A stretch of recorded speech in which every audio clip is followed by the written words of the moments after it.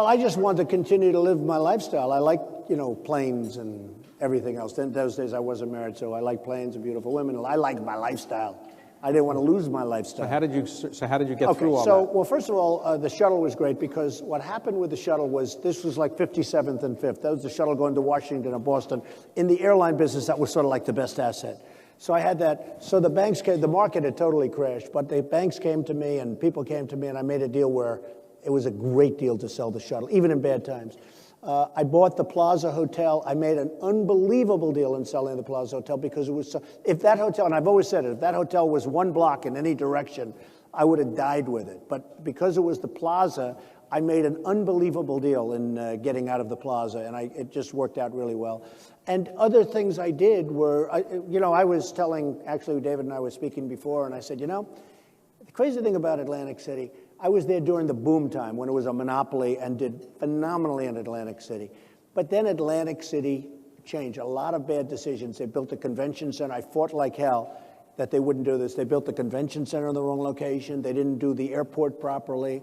The politicians took over Atlantic City and absolutely destroyed it. But Atlantic City, for me, has been a great experience. And I got out 7 years ago.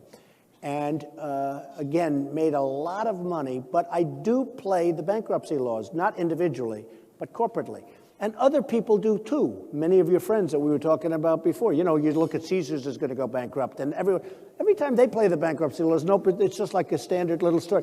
When I buy a building, the building is in turmoil, it's got a big mortgage, the bank is being vicious and ruthless. I buy the building, I call up the bank, they're not nice, so I throw it into a chapter, I beat the hell out of them, and then I get huge reductions, and then I make a lot of money in the building. But when I buy the building, they say, Trump files for bankruptcy. I didn't file for bankruptcy, I use it as a tool. And the enemies, I call them the losers and haters. I call it that on Twitter. I call them the losers and the haters. They say, oh, Trump went bankrupt. I use that as a business tool, you understand, and so do many of your friends. You look at whether it's Sam Zell, whether it's Leon Black, whether it's Carl Icahn with TWA, we use the different laws. The only thing is that with me, they always say, every time I do it to my advantage, they say, Trump went bankrupt. If David does it, nobody's going to say that, so that makes you smarter than me.